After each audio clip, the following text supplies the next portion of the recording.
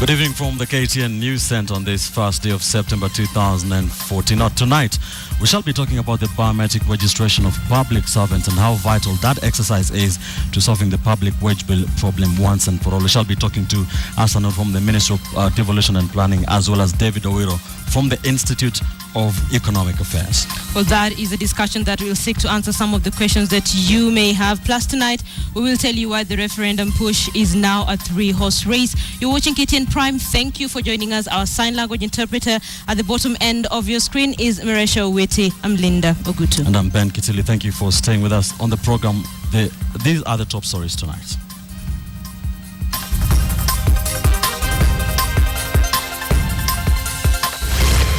It is my hope that this will bring greater efficiency in the management of public resources. We urge all government officers to make sure that they participate in this, otherwise they'll be locked out. Ghost workers be warned. Government rolls out electronic workers registry. A technical committee that will now be working on the issues so sorted and that were canvassed at Bomas of Kenya. The third route to a referendum, MCAs in a separate referendum drive. Fading hope in Budalangi.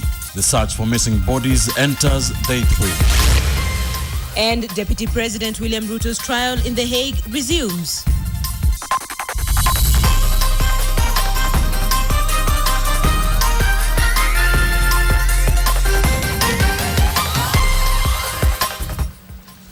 Many thanks for joining us. Our sign language interpreter is definitely not Maresha Owiti, that's William Sila. Now, President Uhuru Kenyatta has moved to entrench efficiency and effectiveness in public service by kicking off the biometric registration of civil servants. Speaking at State House, Mombasa, where he launched the exercise by being the first to register, President Kenyatta said the exercise will wipe out ghost workers and ensure Kenyans receive the quality services they deserve. KTN's Wilson Buru begins our coverage tonight. Now confirmed as civil servant number 1. The launch of the biometric registration of civil servants marks yet another attempt by the Uhuru Kenyatta administration to curb the ever-increasing public wage bill, which is currently taking up almost half the country's revenue. This new method of documenting civil servants is now expected to rid the system of ghost workers who have been blamed for the bloated wage burden on the taxpayer and an inefficient public service. Speaking while launching the system in Mombasa, President Uhuru Kenyatta, however, emphasized that the system will not be used to victimize anybody. I call upon all public servants to participate willingly. It is in their interest, as much as it is in the people of Kenya's interest, for us to be able to know exactly who works for the Kenyan government and in which department they work, so that we are better able to manage the very scarce resources that we have. Similar to the biometric voter registration, an employee will have to produce an original ID card, letter of appointment, letter of current position, and a duly completed biometric data form. The same exercise was launched in Nairobi by Interior Cabinet Secretary Joseph Olelenku and the head of Civil Service Joseph Kenyua. Kenyans should be assured that every effort is being made to create efficiency and effective public service for their own good. The program aims at ensuring that government functions are properly structured and that they are also staffed to ensure that the whole essence of transforming the public service is achieved. After registering employees of the national government, the exercise will then move on to the counties by October. This now marks the third attempt by the Jubilee administration to reduce the wage bill. Other attempts included the 20% pay cut by the president, the deputy president, and parastatal chiefs, and a 10% cut by the cabinet secretaries. A petition is currently running on the State House website urging Kenyans to make suggestions on ways of reforming the pay system to make it sustainable and compatible with the country's long-term development agenda objectives. So far, a total of 1,316 people have signed the petition. Wilson Buru, KTN Prime. So great. So what is this biometric registration that was launched today? I'm sure that is the question on the minds of so many Kenyans. Well, this is part of the Intergovernmental Steering Committee for the Capacity Assessment and Rationalization of the Public Service Program that seeks to review all public servants working in the national and county governments.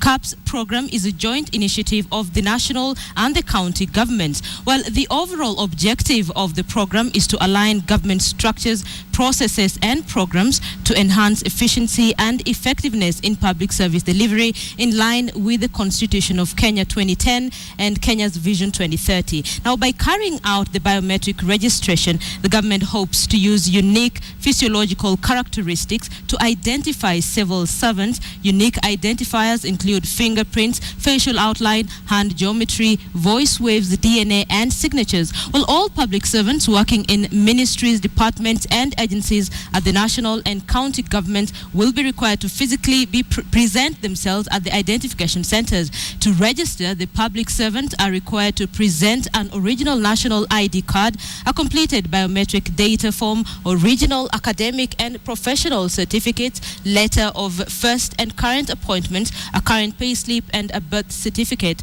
Now, once the information is verified, a person will be given a certificate that contains his or her personal details, a passport photograph, Kenya Revenue Authority PIN number and details of professional qualifications. The exercise is expected to contribute significantly to the rationalization of the public service by determining the actual numbers of public servants and will also be used to cleanse the payroll at both levels of government, hence bring to a stop the issue of ghost workers. At the end of this entire exercise, persons who will not have been authenticated and their whereabouts not accounted for in terms of authorized leave or absence due to travel and other reasons will be deemed to be ghost workers and will be eliminated from the public service payroll. Now, the national government is set to complete the exercise on September 13, while the county governments will conclude on September 23rd. Well, later on in this bulletin, Ben Kiteli will be having an interview on this particular topic to look at this exercise. What will it achieve? What is it all about? He will be speaking to Hassan Noor from the Ministry of Devolution and, of course, David Owino from the International Institute of Economic Affairs to try and answer some of the questions that you may have on this particular exercise that was launched today by President Uhuru Kenyatta. That coming your way in just a few minutes in this bulletin. Now, County Assemblies Forum has abandoned Council of Governors and Court referendum and has set a roadmap for their own referendum. The members of the county assemblies have now moved to chart their own destiny by forming their own technical committee. The MCAs have formed a 15-member technical committee that will now start collecting views that will lead to a referendum. Edith Kimani now looks at the 3 routes to a possible referendum. Rosalind? The plan has been set in motion for members of county assemblies to advance their referendum agenda. MCAs say they want to change the current constitution in order to protect devolution. And today, MCAs checked the first box to this plan. Ours is only to ask Kenyans for their prayers and their support and telling our members that, as we promised, we will deliver. The 15-member technical committee will now start collecting views that will lead to a referendum. The technical committee will also be charged with the responsibility of reaching out to Council of Governors and Opposition CORD with a view of drawing consensus on how to have a harmonized referendum agenda. MCAs are in good company. On Sabasaba Day, CORD mentioned a referendum as part of a 13-point resolution dubbed Okoa Kenya. In just 2 months, the Coalition for Reforms and Democracy has gone from being the Lone Ranger to one of 3 groups calling for a plebiscite. Pesa Mashinani, the brainchild of a section of governors, is also on the hunt for signatures to settle their referendum agenda. We are telling them they have got to watch this space. If they don't want to accept that the solution can be found, they watakuta wananchi wote wa Kenya wameungana, hawaelewi Jubilee, hawaelewi CORD, wanataka haki yao tu. With the pie now split 3 ways, the question of exactly what these groups want changed in the constitution has become pertinent. CORD has proposed 4 key areas for amendment, including strengthening the current structures of devolution, a change in the electoral governing body, and a call for ethnic inclusivity and equity. Governors want pesa mashinani, or more money allocated to counties. The current constitution sets aside 15% of total national revenue to counties, and the Isaac Ruto-led team wants 45% from the coffers. Government has not taken well to these calls. Maarufu wao na ujuzi walio nayo ni ya kutenganisha, ni ya kupangua, na ni ya kubomoa. MCA's strident entry into the referendum pool may add pressure to a government that is already trying to play down previous calls for a ballot as untimely and selfish. This, even as all three groups hit the ground in search of backing from Kenyans. Edith Kimani, KTN. Let's move away from referendum issues, shall we now? Yet again, another disappointing third day of searching for bodies of the ill-fated Budalangi boat tragedy. Now, families continue to camp along the shores of River Nzoia as they accuse authorities for giving them little support. And as KTN's Francis Ontomo reports from Budalangi, affected families have resorted to invoking the spirits of the dead relatives in order for their bodies to emerge.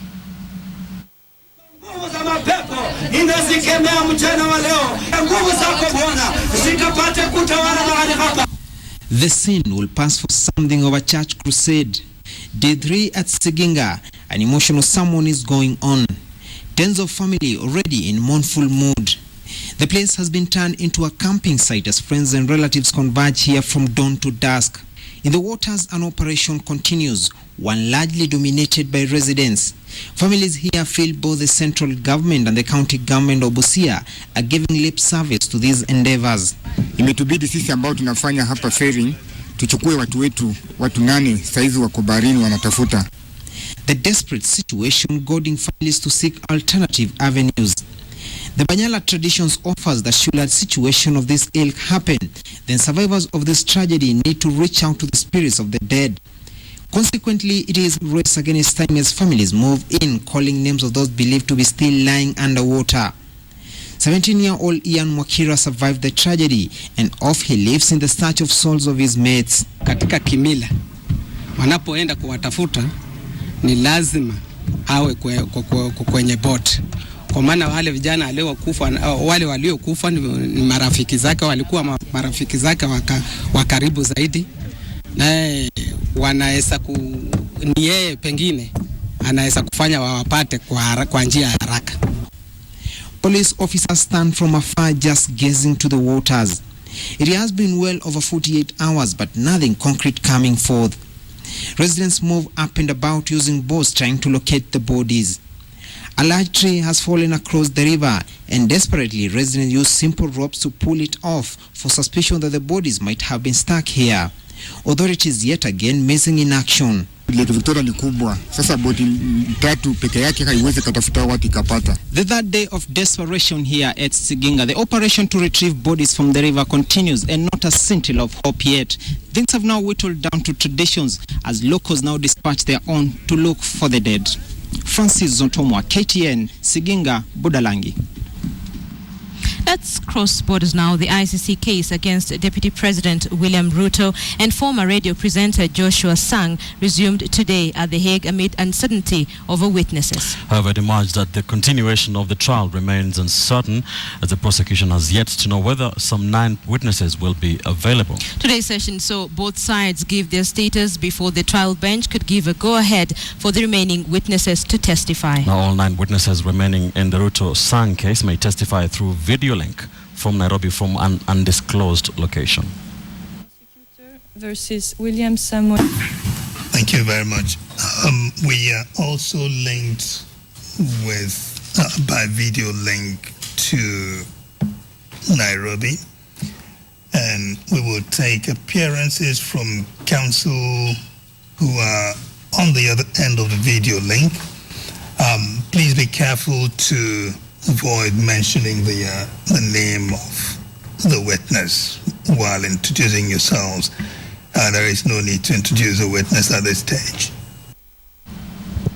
We are keeping tabs on that case for you now. The aircraft that went missing Sunday afternoon crashed and burned a few minutes after taking off. The remains of the Safari Express Limited aircraft with the registration number 5YSXP was sighted by the search and rescue team this morning at the Serengeti National Park, about 15 miles from the Kenya-Tanzanian border. All 3 occupants were burnt beyond recognition. It had left Mwanza Airport in Tanzania on Sunday at around 7 p.m.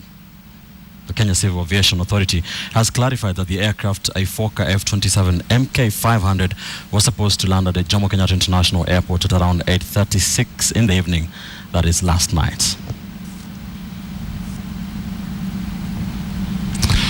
Let's now look at a story that has drawn a lot of speculation from Kenyans. A man suspected of being involved in the theft of a missing vehicle linked to the presidency was today charged before a Nakuru court. Police believe Agro Odhiambo Ochieng to be behind a spate of serious crimes, that is including the recent theft of the vehicle. The prosecutor, Cosmas Ikunywa, asked Senior Principal Magistrate John Mwaniki to order Ochieng to be detained at the Nakuru Central Police Station as police work to conclude their investigations. Police sources claimed that the stolen car underwent illegal alterations at Ochieng's garage before it disappeared. The vehicle was stolen last Wednesday when its official driver, David Mashui, was driving back to his house. However, presidential spokesman Manoa Isipisu immediately denied that the vehicle was part of the presidential escort fleet, saying that it belonged to the police service. We'll have made up their minds whether to charge him na hii gari ya Uhuru, because as far as they're concerned, wanasema kuwa the motor vehicle only passed there at about 3 a.m. in the night. It was brought by 2 people. One boy, he says, was a lawyer, and one person, he says, was a mkesi. Now, tonight being Monday, coming up immediately after this bulletin is your favorite TV crime series, Case Files. And tonight we feature the story of Karen Chepchumba, a 26-year-old girl found murdered in her house. That's fingers were pointed at her friend and one-time neighbor, former news anchor Louis Otieno. Louis was later cleared by the Director of Public Prosecutions, but the people behind her killing are still at large. Here's a sneak preview of part 1 of Case Files. Kelly's Killers with KTN's Dennis Onsarego.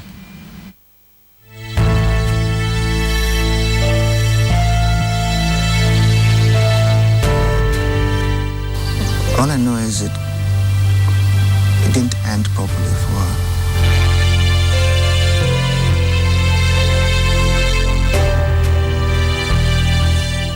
I want to offer the same opportunity to whoever did this heinous act, that God is available to forgive and to receive such in heaven.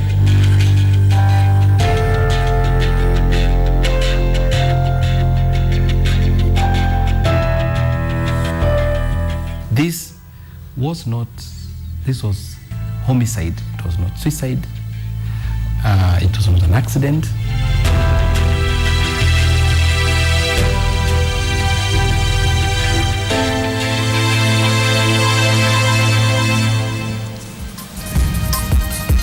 So on the big question tonight, we are asking you, do you think the biometric registration will catch or will help to catch ghost workers?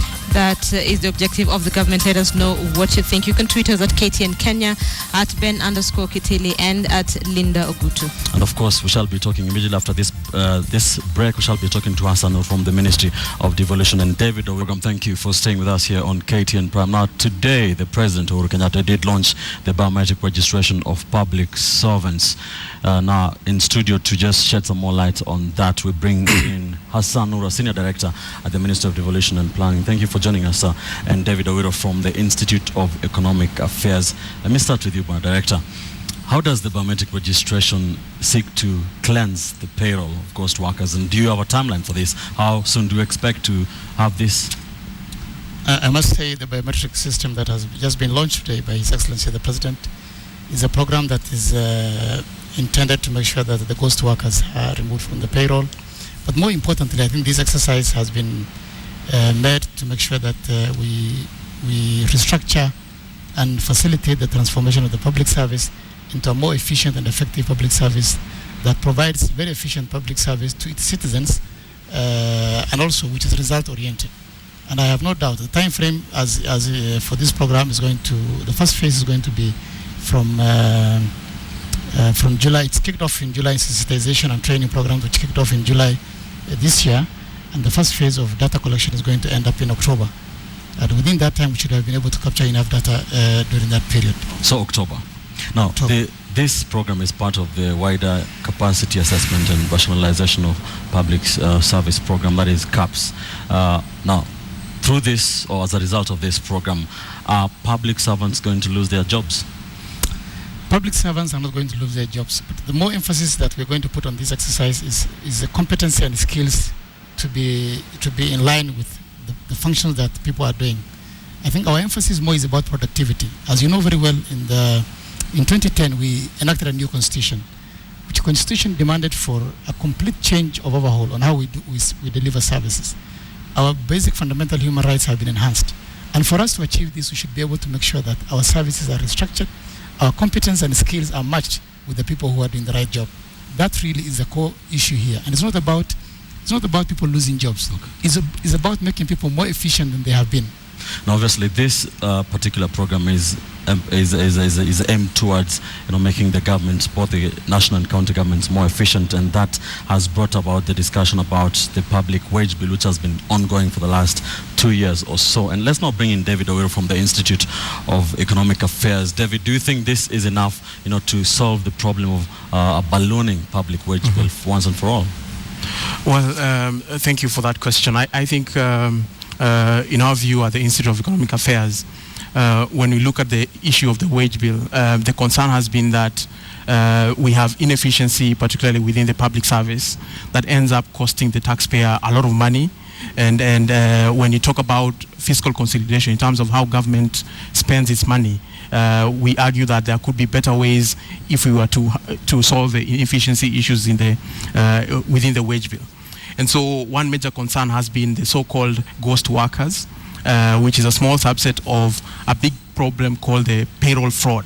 And in this case, the assumption that government is making is that there are some people who perhaps earn wages and yet they don't work within the public service for one reason or another. Maybe they dropped out, maybe they transferred, maybe they were dead, and so their salaries still continue to come.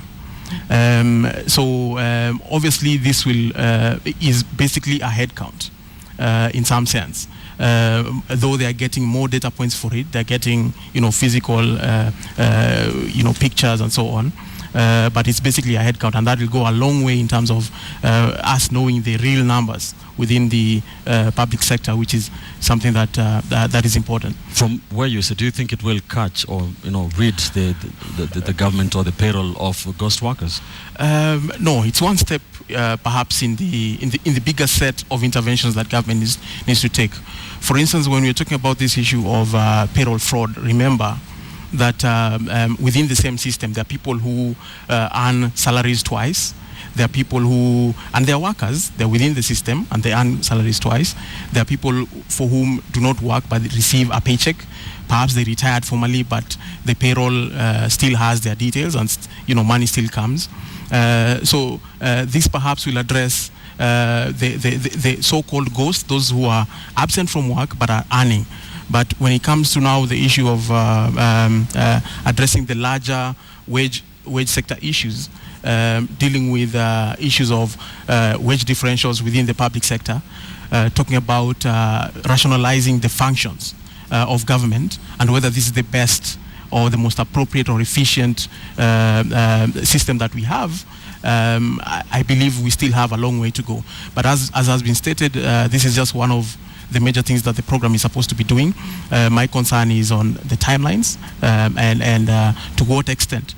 By what extent do they expect to reduce the wage bill? As we know, there has been claimed that we need to reduce it from about 11% of GDP to slightly, maybe some people are talking 7, some people are talking 8. Yes. But we need to understand, has government thought about this? What is their goal? By how much do they want to reduce this? Thank you. Yeah. Well, Director, one last question. Now, Kenyans have been skeptical about this program. They have been referring to the biometric voter registration that had some challenges in the last election. How foolproof is this program? This program has been tested, and we have no doubt since we kicked off this morning. There has been a lot of test runs that has been done. Dry test runs were done. It is foolproof in the sense that people are going to physically present themselves with all the papers that are required, and therefore there's no way of somebody presenting another person in the process. There are biometric data that's going to be collected. The fingerprints are going to be picked. Picture photographs are going to be taken. You will be presenting original documents of your certificates and ID card. So there is no way that you can be able to create another person in this exercise. And I think more importantly, I think as much as we may look at the wage bill as an issue that's being addressed in many of the forums, the main issue in the public service today is about efficiency and effectiveness. Are public service efficient? Do we get value for money for all the workers that we have employed in the public service? I think this is one fundamental area that this specific area of CAPS, the rationalization program, is addressing. The institutional capacity, the workload analysis, the skills and competence matching to the right jobs that are being done by the public service. These are the areas that are really of concern. And besides, of course, exercising the ghost workers. Yes, indeed. David, last question very quickly. What do you think should be the next, area that the government looks at once they're done with this, executing this exercise? Well, a natural flow from this step, perhaps, if they're going to get the skill qualification of the workers and compare them with what the workers are actually doing within civil service. I think the logical step is now, are they actually performing as per the, ministerial or departmental objectives that are set out for the year, for the period, and for the medium-term framework that we have. With that in mind, if we then have that performance metric and tie that to what people earn and the increments that they get and the bonuses that they get, that would be an important step towards making the civil service a performance-oriented workforce. Thank you, gentlemen. David Oyer from the Institute of Economic Affairs and Hassan Noor, Senior Director at the Ministry of Devolution and Plan. We have been talking about the biometric registration of voters, and the government says that will be done by October. We shall keep an eye on that and keep you updated. Back to you, Linda. Ben Kitele, of course, and your guests trying to answer the questions and concerns that Kenyans may have on the biometric workers registration. Let's focus our attention now on efforts to restore stability in Somalia, and the Somali National Army and African Union mission in Somalia.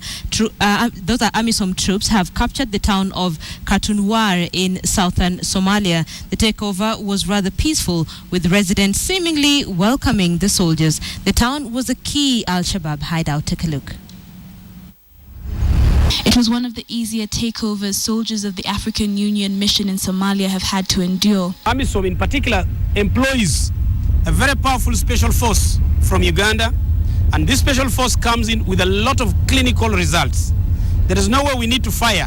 We cannot fight if there is no resistance. So we entered Kutunure without a single bullet that has been shot. Reason? We don't have to fire if we have not been fired at. Troops recovered knives and guns abandoned by the militiamen.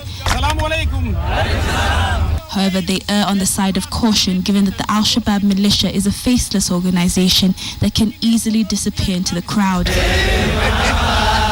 But by the way residents of Kurtunware welcomed the troops, Amisom officers in the Ugandan contingent considered this a victory. The message is one. The Al-Shabaab has wasted your time. The Al-Shabaab has made your children don't go to school. The Al-Shabaab has made you fail to get treatment. The Al-Shabaab has made you fail to develop yourselves. Amisom, in conjunction with the government of Somalia, is here to make all these things come. This comes after the capture of Bulomarer and two small towns of Gulweni and Jerlio. Unlike Kotunware, witnesses in Bulomarer reported hearing the sounds of heavy shelling as well as seeing convoys of tanks and armored vehicles heading towards the Al-Shabaab stronghold in an offensive Amisom has dubbed Operation Indian Ocean, designed to cut off Al-Shabaab arms supplies via the sea. Catherine Omwando, KTN. So, there's rising inflation in the country. It has hit, I believe, 8.36% in August, up from 7.67. Joy Doreen Bira will have details of that story that is bound to worry lots of Kenyans in the coming days. That is immediately after this quick break. Don't go too far. Prototank and Zui Cosmetics plans to invest the new capital into expansion of existing business lines in the FMCG industry and keep up with competition from rivals. The main focus is going to be on FMCG, where we see the highest growth, and we're going to spend more money onto FMCG section. Listing of Lemtree at the NSE will be yet another rare push beyond limits by a family-owned business, which in many cases avoid opening up to external sources of capital for the fear that they might lose control of their businesses. Lemtree joins the likes of ARM Cement, which was the last family-owned entity to list in 1997. NIC Bank listed in 1971, Access Kenya in 2007 before delisting last year, and Scan Group. For Heril, the founder of Lemtree, going public is not a setback but simply another step for accelerated growth. We need to grow through African multinationals, and if we don't believe ourselves to reach that end, then I think there's no reason in business. Currently, the Lemtree Group has turnover in excess of 2 billion shillings annually. It has operations in Rwanda, Ethiopia, Mozambique, DRC, Burundi, and Sudan, and these other markets it believes holds the potential for future growth. Charles Gitonga, KTN Business. Unamlenga. 60 megawatts coal energy plant in Lamu has yet again been thrown into uncertainty after two bidders protested the evaluation method used by the government. Two Chinese firms, Shanghai Electric and HCIG Investments, are protesting that the committee is leaning towards the third bidder, who they say will not meet the desired cheap energy program. A consortium led by Gulf Energy Centum Investment and Sichuan Electric have emerged as the favorite to win the tender, which is now the subject of contention. So if you really compare that, we are going to feed Kenyans with wrong information, because the 19 billion that has been mentioned is attributable to the fact that we are not comparing like with like. And now let's take a look at the inflation. August inflation has passed the psychological 7% mark, rising for the 6th month straight, setting the stage for monetary policy action.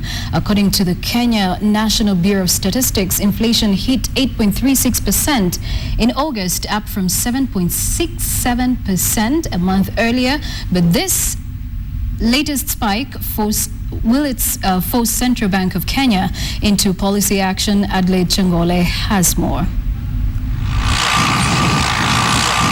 Rising food prices have raised Kenya's inflation rate to its highest level since June 2012. The country's inflation rate jumped from 7.67% in July to 8.36% in August, a level last seen in June 2012 when inflation was a high of 10.05%. The rise was driven by a jump in the food and non-alcoholic beverages index, which rose 1.75% from July, while the transport index was up 0.73%. On month-on-month terms, inflation rose 0.9%, which Razia Khan, head of research for Africa at Standard Chartered Bank, said was unusual for August, given that inflation pressures tend to be more seasonally benign. The inflation rate is significantly higher than CBK's preferred medium-term range of 2.5 to 7.5% and the analyst's forecast of 7.89%. Razia says she expects the year-on-year inflation in September to decelerate significantly on the back of a large base effect related to the passage of the VAT Act last year. But this reduction will likely only be temporary, with inflation then resuming its upward trend. But while the drivers of inflation are mostly related to poor rains and the pressure of food prices, others like forex volatility, strong credit growth trends, and a gradual recovery in economic performance risk worsening the situation. As such, she says there is room for a modest rise in the policy rate by the end of the year. CBK has maintained the CBR at 8.5% since May last year. But with inflation breaching 8%, the committee will be expected to consider policy action at its meeting scheduled for Wednesday.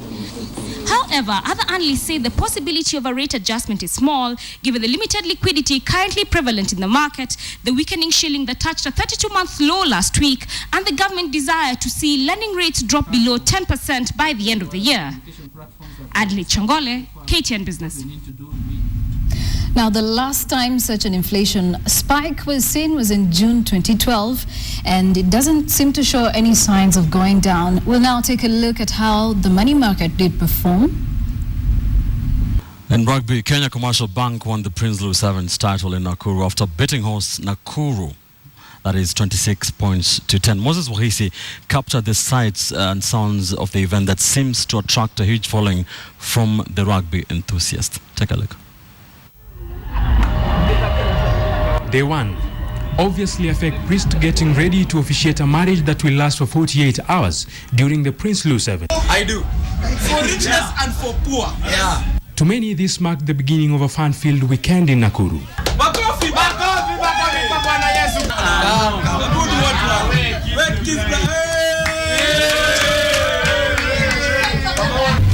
But not everyone needed a wedding to be at the part of the company of their loved ones.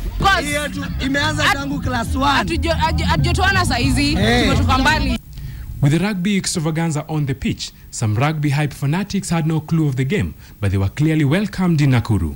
Unajua hivyo ndio pole wataendelea wakijua vile game inaendelea. Sasa tunataka mafans kama hao sana wakuje wengi.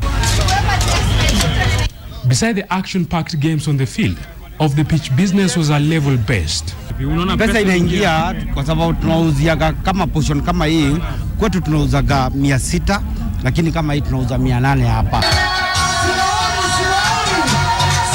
All said and done, the tie achieved its objective. Sports car hizi zinatunganisha sika wa Kenya. Unaona zileti utengano ati tunatengana kulingana na kabila na nini. Kila mtu akikuja hapa ni Mkenya na saa hiyo ndo inatufurahisha sana.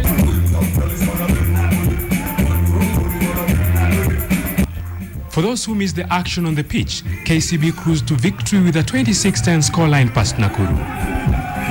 Moses Wahesi, KTN Sports. So do you think the biometric workers registration will rid the country of ghost workers? That was our big question tonight. And 82% of you say no, and only 18% of you say yes. Yes, some of your comments. And Maurice Odipu says headcounts have been carried out before, just like Commission of Inquiries. It's upon the government. Perry Sutter says yes, it will. We should also learn to give credit where it's due, not just criticize for the sake of it. Kennedy Murimi says you never know, but it's not difficult to have corrupt leaders running those processes. Fred Nyango Atikisa says the art of hacking has greatly been embraced in Kenya. Hackers will roll with the biometrics. And Banada Boga says yes, it is one way of ensuring that the government payroll reflects the accurate number of employees being paid. At Steve_Kinuthia asks, has anyone considered the ghost's plan to register? And some banter here directed towards me by Jafar Aden, who says, do you think Wenger will sign Cavani? Well, wait and see. Those are your comments. Switch, wasiliana na marketing officer wa Kenya Power katika ofisi yoyote ya Kenya Power iliyo karibu nawe. Upate maelezo jinsi unavyoweza kupata stima kwa urahisi.